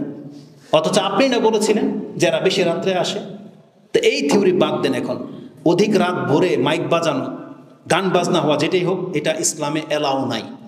আমরা যারা করতেছি এটা আমাদের একটা বাড়াবাড়ি। এ বাড়াবাড়ি থেকে মুসলিমদেরকে বাধ্য মানে ফিরে আসতে হবে। আল্লাহ যেন তৌফিক দান করেন। তো যে হাদিসটা এখন আমি আপনাকে বলবো সেটা অত্যন্ত সেন্সিটিভ। সেটা কি জানেন? রাসূল সাল্লাল্লাহু আলাইহি ওয়াসাল্লাম বলেছেন, যেখানে অন্যায় হচ্ছে আপনি বাধা দিতে পারেন নাই, কিন্তু আপনার অন্তরে ঘৃণা থাকার কারণে আল্লাহ আপনার আমলনামায় লিখে দেবে এই ব্যক্তি এখানে উপস্থিত ছিল না। আর যেখানে অপরাধ হচ্ছে এখানে আপনি উপস্থিত নাই, কিন্তু আপনি সন্তুষ্ট, আপনি চাইতেছেন যে আমি থাকতাম, আমিও ওখানে অ্যাটেন্ড হইতাম, কিন্তু আপনি উপস্থিত কিন্তু নাই। রাসূল সাল্লাল্লাহু বলেছেন এই উপস্থিত না থেকেও পাপী। কি মনে করেন? সে উপস্থিত না থেকেও পাপী। আর যেই ব্যক্তি উপস্থিত বাধ্য হয়ে গেছে, এলাকা ছাড়ার তার কোনো অপশন নাই, সে পারতেছেন এগুলোকে বাধা দিতে, সে যদি ঘৃণার সাথে থাকে, আল্লাহ তার আমলনামায় লিখে দেবে এই জাতির সাথে এ ছিল না, এই পাপীদের সাথে এ ছিল না। কত বড় ব্যাপার! আসুন আমি আপনি হাদিসটাকে দেখাই। হাদিসটা আবু দাউদে রয়েছে 43-45, 4345 নম্বর হাদিস। আনি নবী সাল্লাল্লাহু আলাইহি ওয়াসাল্লাম ক্বালা ইযা উমিলাতিল খাতায়া ফিল আরদ, যখন কোনো জাতির মধ্যে কোনো জমিনে অন্যায় হতে থাকে, কানা মান শাহিদাহা ফাকারিহাহা, ওই ব্যক্তির উদাহরণ হলো যে এখানে উপস্থিত কিন্তু অপছন্দ করতেছে, এই পাপটাকে ঘৃণা করতেছে। ও ফি রিওয়ায়াতিন আনকারাহা, যে এটাকে ঘৃণা করলো। কানা কামান গাবা আনহু, তাহলে তার মর্যাদা হলো ওই ব্যক্তিদের মতো যারা এই পাপে উপস্থিত নাই। আপনি যদি ঘৃণা করেন তাহলে আপনি এই পাপের মধ্যে ছিলেন না, মানে পাপী রাষ্ট্রের মধ্যে। আসুন এটা আমি আপনাকে একটু দায়িত্ব নিয়েই বলি। এই যে চলমান পরিস্থিতি, রাজনীতিকে নিয়ে আপনাকে বলি, নিঃসন্দেহে চলমান রাজনীতির যে থিওরি, এটা আমরা দেখতে পাচ্ছি ইসলামিক দৃষ্টিভঙ্গি থেকে এটা নাজায়েজ পদ্ধতি। আল্লাহ, আপনি কথাটা কিভাবে নেবেন নেন। রাষ্ট্র কায়েম করা, রাষ্ট্র পরিচালনা করার মূলনীতি ইসলাম আমাদেরকে এটা শেখায় নাই। এটা সম্পূর্ণ এসেছে ইহুদি নাসারাদের থেকে। আর ইহুদি নাসারাদের থেকে আপনি ধার করে এনেছেন, আনার পরে কি করেছেন, ওদেরকেও এক ধাপ আপনি পেছনে ফেলে দিয়েছেন। ওদের ওই গণতন্ত্রের নিয়ম আপনি নেন নাই, নতুন করে আরেকটা তন্ত্র আপনি জবরদস্তির, ওই যে যেটা আপনার বাপদাদারা করতো জমি দখল করার জন্য, যে আগে নাকি লাঠি ফেলে দিলেই বিলে জমি আমার, এটা বিলে করতো আগে বাংলাদেশ। যে যেমন একটা গরু মরে আছে, যারা চামড়া নেয় ওরা নাকি যে আগে গিয়ে ধরতে পারবে ওই গরুর চামড়া ও নেবে, ওই যারা মুচি ওরা নাকি করে। তো যার হাতে যে অস্ত্র ওটা নাকি আগে ছুঁড়ে মারতো, ওই যেটাকে আগে পড়ে যেত এটা নাকি ওর। তো বাংলাদেশের গদিটা এখন ওই দিকে যাচ্ছে, মানে যে এটাকে কামড়িয়ে ধরে রাখতে পারবে তার, আল্লাহ জনগণ মরে যাক। জেনে নেন এই থিওরি বাতিল থিওরি। বা আমরা যে রাজনীতির সাথে জড়িত, এটা হকপন্থীদের কাজ না। এখন ধরেন আমরা তো বাংলাদেশি, এখন প্রকাশ্যে যদি এভাবে বলি, এটা তো সব মুসলমান জানেন, কিন্তু মুখে তালা মেরে থাকেন। নারী নেতৃত্ব জায়েজ না, এটা কি কারো অজানা নাকি সব হুজুর জানে? কিন্তু কোনো প্রতিবাদ করে কেউ? কোনো প্রতিবাদ করে না। আরে একজন ব্যক্তি না জানা, 1 বছর হয়ে গেছে, হয়ে যেতে পারে, তাকে পরামর্শ দিতে হবে যে দেখেন, মুসলিম হিসেবে আপনাকে সম্মান করি, আপনি ক্ষমতাটা আপনার বংশেরই কোনো পুরুষকে দিয়ে দেন, কারণ নারী নেতৃত্ব ইসলামে জায়েজ নেই। এটা তাকে বুঝিয়েছে আজ পর্যন্ত কেউ? বুঝায়নি, কিন্তু সবাই মেনে নিয়েছে। এখন আমি আর আপনিও মেনে নিয়েছি, বাধ্য। হাদিসের ভাষাটা কি, যে রাষ্ট্রের মধ্যে অন্যায় কোনো কাজ হয় আর আপনি যদি অন্তর থেকে ঘৃণা করেন, আল্লাহ আপনার মর্যাদা কি রেখে দিবে, যে এ রাষ্ট্রের অন্তর্ভুক্ত ছিল না। কিন্তু যারা এটাতে সন্তুষ্টি প্রকাশ করে, সে বাংলাদেশেও কিন্তু নাই, আছে আমেরিকা, ইউরোপে, বিভিন্ন মিডল ইস্টে, গালফে সে চাকরি করে, ওখানে সেটেল, কিন্তু তারপরে সে চলমান রাজনীতি গিয়ে সন্তুষ্ট। সে তার দলের পক্ষে উস্কানি দেয়। নিজের 2 ভাই মারামারি করে মরে গেছে, আওয়ামী লীগ বিএনপি করে করে, ওখান থেকে সে সন্তুষ্ট যে মেরে ফেলছে, ভালো হয়েছে। এই যে সন্তুষ্টি যে প্রকাশ করলো, রাসূলের হাদিসের ভাষা কি? আসুন তার পরের অংশে কি আছে, ওমান গাবা আনহা, যেই ব্যক্তি এই চলমান পরিস্থিতিতে উপস্থিত ছিল না, কিন্তু তার অন্তরের সন্তুষ্টি থাকার কারণে রাসূল কি বলেছেন, ফারাদিয়াহা, কিন্তু সে সন্তুষ্ট, কানা কামান শাহিদাহা, তাহলে তার অপরাধ হলো ওই চাক্ষুষ উপস্থিত যারা ছিল তাদের অন্তর্ভুক্ত, তাদের অন্তর্ভুক্ত। মানে এটা জীবনের যে কোনো ক্ষেত্রে আপনি ফিট করতে পারেন। সেটা বাংলাদেশের সমাজ বলেন, ঘর বলেন, পরিবার বলেন, কোনো অনুষ্ঠান বলেন, যে কোনো পাপের সাথে আল্লাহ সুবহানাহু ওয়া তাআলা এটা আমাদের দুর্বল মুসলিমদের জন্য একটা চমৎকার এক্সাম্পল দিয়েছেন, যে যেই পাপ তুমি রোধ করতে পারবা না, অন্তত পক্ষে বান্দা তুমি সেই কাজের সাথে জড়িও না, এটা আমাদেরকে জানানো হয়েছে। অন্তত তুমি অন্তর থেকে এটা ঘৃণা করো, সেই কাজে তুমি অংশ নিও না, কোনোভাবে নিও না, সাপোর্ট করে নিও না, সমর্থন দিয়েও নিও না। তাহলে কি হবে, তোমার মর্যাদা হবে ওই সৎ ব্যক্তিদের মতো যারা এই পাপের অঞ্চলে ছিল না। আর যারা এই অঞ্চলে উপস্থিতি নাই, কিন্তু তারপরও মন থেকে এরকম করার কিছু ইচ্ছা পোষণ করে, এটাকে ভালো হয়েছে বলে, এটাকে ঠিক হয়েছে এরকম যদি সাপোর্ট করে, বা যদি উস্কানি দেয় বা টাকা দেয় যেমনটা করুক, তাহলে সেই ব্যক্তি অনুপস্থিত থেকেও এই উপস্থিত ব্যক্তিদের মতো পাপী বলে গণ্য হবে। এই জন্য অন্যায় কাজে বাধা দেওয়ার গুরুত্বটা আমাদেরকে এইভাবে শিক্ষা দেওয়া হয়েছে। যেমনটা বলেছি, হাদিস আবু দাউদে রয়েছে 32 নম্বর অধ্যায়ের 17 নম্বর পর্বে 43-45 নম্বর হাদিস। অতএব এটা আমাদের উপরে দায়িত্ব যে আমাদের প্রত্যেকটা মুসলিমকে তার ক্ষমতা অনুযায়ী তাকে প্রয়োগ করতে হবে, ক্ষমতা অনুযায়ী প্রয়োগ করতে হবে। আমাদের ক্ষমতার বাইরে যে চলমান পরিস্থিতিকে আমরা শুধরে দেব, এটা আমাদের ক্ষমতার বাইরে, এটা নেতৃস্থানীয় ব্যক্তিদের, মুসলিমদের দায়িত্ব, এটা তাদের দায়িত্ব। কিন্তু আমরা আমাদের ঘৃণা প্রকাশ করে দিলাম যে আমরা এর মধ্যে নাই। এর বেশি জোর কি করতে পারি? কিচ্ছু করার নাই আমাদের, কারণ আমাদের শিক্ষা যা আমরা তা বলতেছি, যে আমরা মনে করি যে এগুলো হচ্ছে অন্যায়, বাংলাদেশের মধ্যে এই চলমান পরিস্থিতিগুলো অন্যায় হচ্ছে, আমরা এই অন্যায় থেকে মুখ ফেরাচ্ছি, আমরা এর মধ্যে নাই। এটা ছাড়া আর কিছু বলতে পারি না আপনাদেরকে। আল্লাহ যেন আমাদেরকে ক্ষমা করেন। অন্যায় কাজে এবার আসুন, যদি বাধা না দেন তাহলে এর পরিণামটা কি হবে? কয়েকটা অপরাধের শাস্তির সম্পর্কে অনেক কিছু বলা আছে, তার মধ্যে একটা হলো অন্যায় কাজে বাধা না দিলে সেই জাতির অবস্থাটা কি হবে। আল্লাহ সুবহানাহু ওয়া তাআলা আমাদেরকে রাসূল সাল্লাল্লাহু আলাইহি ওয়াসাল্লামের মাধ্যমে জানিয়েছেন। কোরআনে আল্লাহ সুবহানাহু ওয়া তাআলা সূরা হুদ 11 নম্বর সূরার 117 নম্বর আয়াতে বলেছেন, আল্লাহ বলেছেন, ওমা কানা রাব্বুকা, আপনার রব এমন নন, লিয়ুহলিকাল কুরা বিজুলমিন, অন্যায়ভাবে কোনো জাতিকে আল্লাহ হালাক করে দিবেন, ওয়া আহলুহা মুসলিহুন, আর তার জাতিরা সংশোধন চায়, আল্লাহ এটা কোনোদিন করবে না। তার মানে আল্লাহ বলতে চাচ্ছেন এই সমাজে যদি পাপ অহরহ হয়, কিন্তু কিছু মানুষ আছে যারা এই পাপ ঠেকাতে চাচ্ছে, কিছু মানুষ আছে যে পাপ থেকে ফিরতে চাচ্ছে, মানে ইসলাহ চাচ্ছে নিজের মধ্যে, নিজের সমাজে, নিজের পরিবারে। যদি এমন কিছু লোক দাওয়াতি কাজ করে, আল্লাহ বলতেছেন ওই দাওয়াতি কাজের বদৌলতে, ফজিলতে আমি সেই পাপী জাতিকে ধ্বংস করব না। তার মানে যে জাতিতে অন্যায় বেড়ে যায়, সেখানে যদি আপনি দাওয়াতি কাজ করেন, অন্যায়কে রুখে দেওয়ার চেষ্টা করেন, ইসলাহ কাজ করেন, সংশোধন করানোর কাজ চেষ্টা করেন, তাহলে আল্লাহ সুবহানাহু ওয়া তাআলা সেই জাতিকে আরও কিছুকাল বাকিয়ে রাখবেন। ওই লূত আলাইহিস সালামের কওমের মতো উল্টিয়ে দেবেন না। কারণ আল্লাহ সুবহানাহু ওয়া তাআলা যখন দেখতে পাচ্ছেন যে অধিকাংশ মানুষ সৎ হতে চাচ্ছে, যেমন আলহামদুলিল্লাহ আমাদের এই দাওয়াতগুলোতে আপনারা বহু মানুষ আছেন যারা নামাজ পড়তেন, নামাজ এখন ধরে নিচ্ছেন, দাঁড়িয়ে রাখেননি, দাঁড়িয়ে রেখে নিয়েছেন, কোরআন সুন্নাহর দিকে ফিরে আসছেন, আগে জানতেন না মাজারে সাজদা করা শিরক, কিন্তু জেনেছেন, ছেড়ে দিয়েছেন, যারা জর্দা সিগারেট এগুলোকে হারাম জানতেন না, জেনেছেন, ছেড়ে দিয়েছেন। তাহলে এই যে পরিবর্তন হচ্ছেন, এই জন্য হয়তো আমরা টিকে আছি, বা হয়তো আরও কিছু কাল আল্লাহ আমাদেরকে টিকে রাখবেন। কিন্তু আমাদের দাওয়াত যদি আপনারা উপেক্ষা করতেন, কেউ যদি সংশোধন না হতো, তাহলে হয়তো আল্লাহ সুবহানাহু ওয়া তাআলা কবে কি আমাদেরকে হয়তো হালাক করে দিতেন। এই জন্য আমাদেরকে দেখেন উপদেশ মানতে হবে।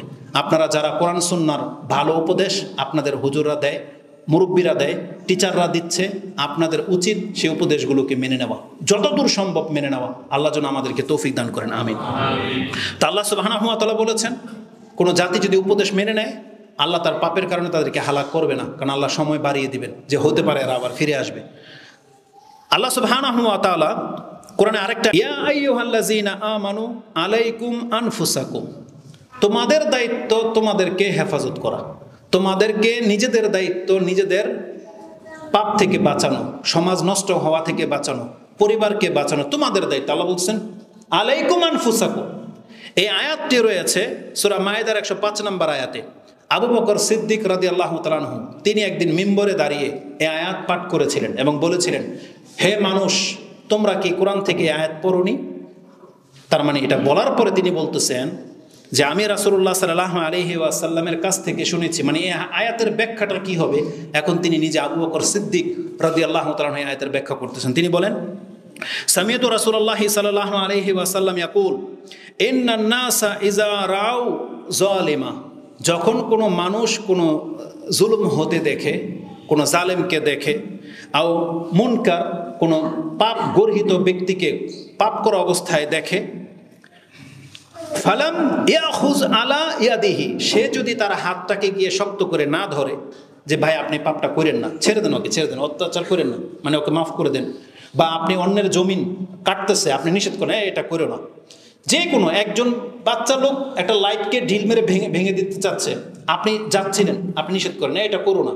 ওর হাতটাকে যদি শক্ত করে না ধরা হয়, রাষ্ট্রের বড় বড় পদে যারা আছেন, কোনো একটা ব্যক্তির উপরে অপবাদ দেওয়া হচ্ছে, চক্রান্তমূলক কাউকে জেলে ভরা হবে, নেতৃস্থানীয় ব্যক্তি যারা আছে তারা যদি বলে না যে না থাকে এমনটা করেন না, ওকে ওর মতো করে ছেড়ে দেন, এই কাজটা যদি না করে, তাহলে সে যেন এই আয়াত থেকে নিজেকে মুক্ত করে নিল। মানে আল্লাহ যে বলেছেন তোমাকে তোমার দায়িত্ব তোমাকে বাঁচানোর, তাহলে কিভাবে বাঁচাবেন? যখন কোনো অন্যায়কারীকে অন্যায় করতে দেখবেন, তার হাতটাকে ধরে তাকে বাধা দিতে হবে। বন্ধুর দায়িত্ব, আপনার বন্ধু নেশাখোর হয়ে যাচ্ছে, আপনার উচিত ওকে নেশা থেকে বাঁচানোর জন্য যা করার করেন, ওকে আপনি হাত পায়ে ধরেন যে না তুই এটা করতে পারবি না, তোকে আমরা করতে দেব না।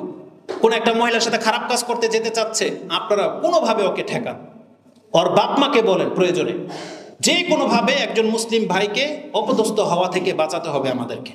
এটা আমার যার যে দায়িত্বটা আছে সেটা করতে হবে, যে তোমরা যখন কাউকে অন্যায় করতে দেখবে তার হাতটা ধরো, যাতে সে অন্যায় করতে না পারে, তার হাতটাকে চেপে ধরো। আওশাকা, যদি এমনটা না করো, ভয় হচ্ছে আইয়ু আম্মাহুমুল্লাহু বিইকাবিন মিনহু, তাহলে আল্লাহ আমভাবে তোমাদের উপরে শাস্তি পাঠাবে। তার মানে আল্লাহ যে বলেছেন ইয়া আইয়ুহাল্লাযীনা আমানু আলাইকুম আনফুসাকুম, তোমাদেরকে নিরাপত্তা নেয়ার, মুক্ত রাখার দায়িত্ব তোমাদেরই। তার মানে আমরা যদি এখন আল্লাহর শাস্তি থেকে নিজেদেরকে বাঁচাতে চাই, আল্লাহ বলছে এটা তোমাদের দায়িত্ব। তোমরা যদি আমার কাছ থেকে, আমার শাস্তি থেকে বাঁচতে চাও, তাহলে তোমাদেরকে অন্যায় রোধ করতে হবে, অন্যায়কে ঠেকাতে হবে। তাহলে ঘূর্ণিঝড়, ভূমিকম্প, জলোচ্ছ্বাস বা বিজাতি তোমাদের উপরে চেপে যাওয়া, এটা থেকে তোমরা মুক্তি পাবে। তাহলে আমাদের ঘূর্ণিঝড় ঠেকাতে হলে, ভূমিকম্প ঠেকাতে হলে, আল্লাহর কোনো দুর্যোগ বিপর্যয় ঠেকাতে হলে কি করতে হবে? আমাদের অন্যায়কারীকে আগে ঠেকাতে হবে, অন্যায়কারীকে বাধা দিতে হবে, যেটা তুমি এটা করো না, কারণ তোমার অন্যায়ের কারণে আমরা শাস্তিপ্রাপ্ত হব। তাহলে এইভাবে অনেক কথা বলা যাবে। আমার মূল মেসেজটা হয়তো থেকেই গেল কিনা জানি না, কিন্তু আমি আপনাকে দেখাতে চাচ্ছি এইভাবে আল্লাহ সুবহানাহু ওয়া তাআলা আমাদেরকে বহুভাবে সতর্ক করেছেন। তোমরা যদি আল্লাহর শাস্তি থেকে মুক্তি পেতে চাও, তাহলে তোমাদের উপরে দায়িত্ব তোমরা অন্যায়কারীকে ঠেকাও, অন্যায়কারীকে ঠেকাও। এটা একটা হাদিস, না হলে আমাদের উপরে আল্লাহ সুবহানাহু ওয়া তাআলার শাস্তি চেপে যাবে। যে হাদিসটা আপনি তিরমিজিতে 2168, ইবনে মাজাতে 4005 এবং আবু দাউদে 4338 পেয়ে যাবেন। সর্বশেষ হাদিস, আমি আর ওদিকে যাব না। রাসূলুল্লাহ সাল্লাল্লাহু আলাইহি ওয়াসাল্লাম বলেছেন যে যেই ব্যক্তি পাপকে না ঠেকাবে তাহলে তার পরিণাম সম্পর্কে কি হবে। ওই হাদিস তো সবাই জানেন, ওই যে দোতলা জাহাজের সাথে তুলনা করা হয়েছিল। উপরের তালার লোক, নিচের তালার লোক, নিচের তালার লোকের একটু অসম্মানিত, আর আপনারা হচ্ছেন সম্মানিত, মানে আপনারা পাপ টাপ করেন না। রাসূলুল্লাহ কি বলেছিল? নিচের তালার লোক চিন্তা করে দেখলো আমাদের তো পানির প্রয়োজন, উপর দিয়ে গিয়ে বালতি দিয়ে পানি তুলতে হয়, পানি তো আমাদের নিচে আছে, ইন্দা ছিদ্র করে নিলেই হয়। তাহলে যে জাতি ছিদ্র করা জাতি, এখন সে যদি ছিদ্র করা শুরু করে দেয়, আর আপনারা জানছেন যে ও নৌকা ছিদ্র করতেছে, কি মনে করেন ওকে ছেড়ে দিবেন যে ঠিক আছে ওরটাও করুক গা? এটা করি না আমরা? আমরা তো আজকে সমাজের মানুষ এটাই করে, দূর ওর পাপ ও করুক। কিন্তু আপনি বলেন তো দেখি, এই ছিদ্র হওয়ার ফলে নৌকা যে ডুববে, শুধু নিচের তলা ডুববে নাকি আপনি শুধু ডুববেন? রাসূলুল্লাহ সাল্লাল্লাহু আলাইহি ওয়াসাল্লাম এই এক্সাম্পলটা দিয়েছিলেন। অতএব যারা সম্মানিত ব্যক্তি, আপনারা যদি সম্মানিত থাকতে চান, বেঁচে থাকতে চান, তাহলে যারা পাপ করতেছে এদের হাতটাকে ধরে ঠেকান যে না তুমি এই ছিদ্র করতে পারবে না, তাদেরকে ঠেকান, তাহলে আপনারাও বেঁচে যাবেন। ফানাজাউ জামিয়া, রাসূলুল্লাহ বলেছেন আপনারা বেঁচে যাবেন, তাহলে না ফানাজাউ জামিয়া, আপনাদের মতো ওরাও বেঁচে যাবে ডুবে যাওয়া থেকে। তারা রাসূলুল্লাহ এইভাবে আমাদেরকে সতর্ক করেছিলেন। সবচেয়ে শেষ হাদিস যেটা বলেছি, যে কেউ যদি পাপ কাজ না ঠেকায় আর পাপ যদি ছেয়ে যায়, তাহলে আল্লাহর পক্ষ থেকে শাস্তিটা কি হবে? রাসূলুল্লাহ বলেছেন ওয়াল্লাযী নাফসি বিয়াদিহি, যেই সত্তার হাতে আমার প্রাণ, তার কসম করে বলতেছি, এটা তোমাদের অবশ্যই দায়িত্ব। লা তা'মুরুন্না বিল মারুফ ওয়া লা তানহাউন্না আনিল মুনকার, অবশ্যই তোমাদেরকে ভালো কাজের আদেশ করতে হবে, অন্যায় কাজ থেকে বাধা দিতে হবে, এটা তোমাদের দায়িত্ব। যদি এটা না করো, আও লায়ুশিকান্নাল্লাহু আইয়াবাসা আলাইকুম ইকাবান মিনহু, না যদি আপনারা না করো, তাহলে আল্লাহর পক্ষ থেকে তোমাদের উপরে আযাব প্রেরণ করে দেওয়া হবে। আর আযাব চলে আসলে কি করবা? তোমরা সৎ লোকেরা দোয়া করবা, তাই তো আমরা তো তাই করি, দোয়া করি না? আল্লাহ রাসূল সাল্লাল্লাহু আলাইহি ওয়াসাল্লাম বলেছেন আযাব চলে আসলে সুম্মা তাদউনাহু ফালাম ইউস্তাজাবু লাকুম, তোমরা দোয়া করতেই থাকবে কিন্তু আল্লাহ তোমাদের দোয়া কবুল করবে না। তার মানে পাপ যদি মাথাচাড়া দিয়ে যায়, আর ওই পাপের কারণে যদি কোনো জাতির উপরে শাস্তি চলে আসে, সৎ লোকদের দোয়া তখন আর কোনো কাজে আসবে না। এই হাদিসটা ইমাম তিরমিজি কোট করেছেন 2169 এবং মুসনাদে আহমদে 2327 নম্বরে পেয়ে যাবেন। এটা ছিল আজকের বক্তব্যের মূল খোলাসা। একটা মূলনীতি হলো অন্যায় কাজে বাধা দেওয়ার ক্ষেত্রে যার যতটা ক্ষমতা আছে সে ততটা প্রয়োগ করবে, যেই কাজে যার ক্ষমতা নাই সে যেন সেই কাজ করতে না যায়। কারণ যদি আপনি আপনার ক্ষমতার বাইরে কোনো কিছু করতে যান, তাহলে আপনাকে পরাস্ত করে দেওয়া হবে। এটা হচ্ছে মূলনীতি। আর অন্যায় কাজে বাধা দেওয়ার ক্ষেত্রে আরেকটা মূলনীতি হলো ভদ্রভাবে তাদেরকে বোঝাতে হবে, যেমনটা ফেরাউনকে বুঝিয়েছিলেন মুসা আলাইহিস সালাম। আল্লাহ বলেছেন মুসা এবং হারুনকে, ইযহাব ইলা ফিরআউনা ইন্নাহু তাগা ফাকুলা লাহু কাওলান লাইয়িনান, তোমরা দুইজনে মুসার ফেরাউনের কাছে যাও, সে তো সীমালঙ্ঘন করেছে, এবং তার সামনে গিয়ে ভদ্র ভাষায় কথা বলো, ভদ্র ভাষায় কথা বলো। কিন্তু আমাদের এক শ্রেণীর বক্তারা আছে, দেখবেন স্টেজের মধ্যে বসলে নেতাদেরকে বাস দেয়। জেনে নেন এইভাবে জাতির পরিবর্তন আসবে না।